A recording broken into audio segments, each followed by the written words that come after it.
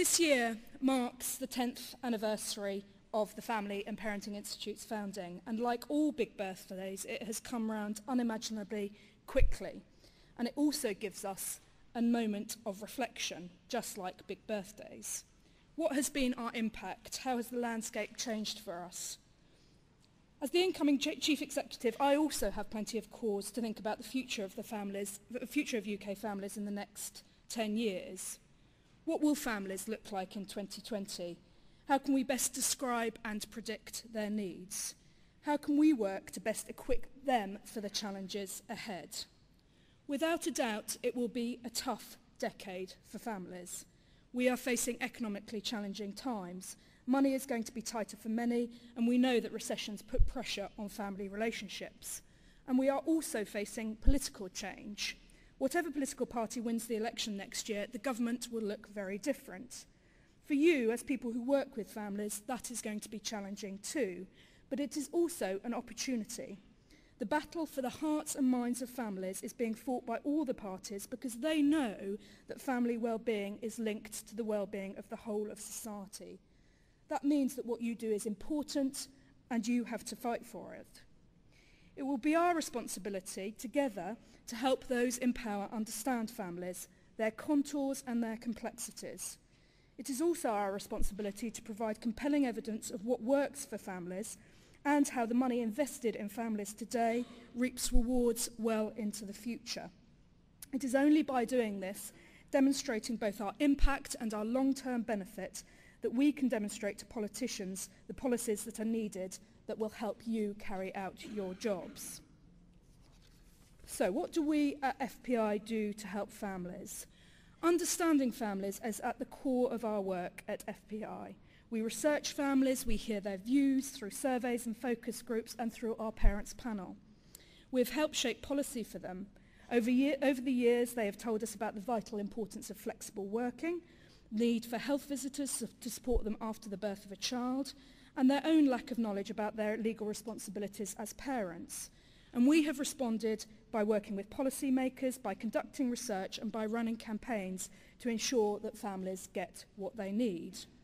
And we aim to help practitioners like you in your working lives to understand families better, to understand the services they need, and to have easy access to the latest research on what serves families best, be it understanding how to deal with cultural difference in families, to supporting parents who wouldn't otherwise play with their children at home. To do this, we track current trends in family life and provide a route map for the challenges that families are likely to face in future. Our researchers have written a new book looking at family trends, bringing together lots of information about families into one place to see just what has happened to family life and what its future looks like. So to highlight the key trends over the last 10 years, the very way that families can and have been started has changed over the last 10 years. So by the beginning of this year, almost 34,000 civil partnerships have been contracted since their introduction at the end of 2005. And assisted reproduction counted for the conception of about 10,000 children a year, or about 1% of all children born in the UK. Family structure itself has changed, with fewer people getting married. Marriage rates are at a historic low, with only 270,000 people married last year, compared to 480,000 at its peak in 1972. Cohabitation is also set to rise. By 2021, a full fifth of couples are likely to be cohabiting, while in 1996 that figure was only 12%.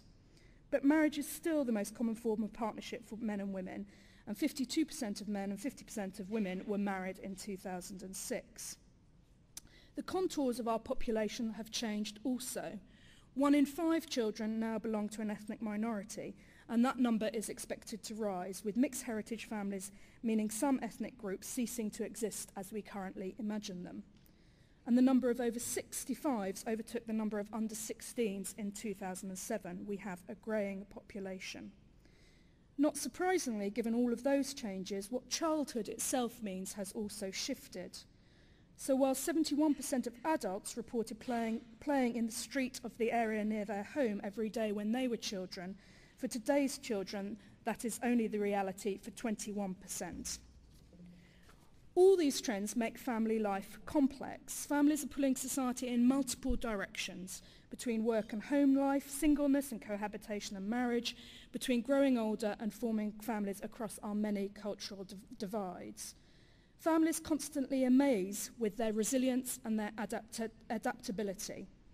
And people's attitudes both reflect and have moulded these changes. So surveys show that families are more tolerant now of premarital sex, of having babies outside marriage than they were in previous generations, and they hold less store by the traditional significance of marriage. 58% of the population agree that civil partnerships should have the same rights as married couples, and 72% of parents believe that they are less strict than their parents were, and parents are also less likely to believe that smacking is a good way of disciplining their children. But we also have to recognise those families whose lives are atypical, who do not fit into trends. So while the average age at first birth is going up, teenage pregnancy rate is falling only slowly in this country, and teenagers from the most deprived areas in the UK have maternity rates 12 times as high as those in the least deprived areas. While mothers' employment is up on the whole, single mothers with children under 5 are the least likely to be in employment. And meanwhile, while family size is dropping on average, 40% of Bangladeshi and Pakistani families have 3 or more dependent children. These are the very groups that are categorised as being outside the mainstream, whose needs may be quite different and who we often define as hard to reach. So that's the past 10 years. What will the next 10 years look like? Well, looking forward to the next 10 years, family life will continue to be rich and complex, affected by social, economic and political forces. Prediction, of course, is an incredibly dangerous game. But from the evidence, it seems that there will be 3 major changes that will shape the next decade of family policy. First, the role of fathers is set to change dramatically over the next decade in the way that women's roles have changed since the 1950s. Second, our current understanding of the family is centred on the parent-child relationship, in fact for many on the mother-child relationship, will be augmented as we understand more about how the adult couple and the relationship between the child and the whole family, grandparents, step-parents, aunts, uncles and siblings can play a critical role in securing a child's well-being. And third, our ageing population is going to dominate the family policy agenda. So I'm going to look at these in turn. So first of all, the role of fathers. In the 20th century, Bertrand Russell was able to characterise the father thus: "The place of the father," he said, "in the modern suburban family is a very small one, particularly if he plays golf." This reflected a reality in which women were looking after the homes and mothers were doing all the domestic work and the childcare. David Knaston describes in his recent book about 1950s British families how working class men and women had distinct and separate lives. One comedian joked at the time that men were only ever at home on Wednesdays to fill in the pools. In 21st century Britain, that is changing. Half of men say they are not spending enough time with their children and at home. And although they still spend much less time actively involved with children's lives than mothers, fathers are now spending an incredible 200% more time actively engaged with their children than they did in the 1970s. Against this backdrop of a desire to be more engaged with their children's lives, there is another trend which is also profoundly affecting fatherhood. Men are much less likely than in the past 60 years to be living in the same household as their children, with 1/4 of families headed by a single parent, 9 out of 10, in fact, headed by a single mother. Over the next decade, if these trends continue, fathers will be pulled in 2 directions. A desire for greater involvement on the one hand, but the physical fact of living apart on the other. This is going to be an issue, a political one clearly, as the argument rages about whether and how to support marriage or whether to support the welfare of children regardless of family form. And this argument also needs to be about men and how much they are involved. Not only about their rights, but also about the responsibilities they have as adults to do the best for their children. We need to recognise their responsibilities for emotional and cognitive involvement and their interaction with the children. And we have to get the basics right also post-separation. So the Child Support Agency, for example, is a very blunt instrument. The number of non-payers is already over 180,000 and set only to rise in the recession. If we can work out how to get most fathers, both those who are together with the mothers and those who are apart, to be involved in their child's upbringing, we will make a substantial contribution to child well-being. We have to do this in a way that recognises that the needs of the majority of fathers without putting at risk the welfare of mothers and children from the minority of fathers. We have to encourage new roles for men while recognising the risks that some men continue to pose to the physical and emotional well-being of families. We need to encourage services to reach dads without compromising the quality and reach of services for mums.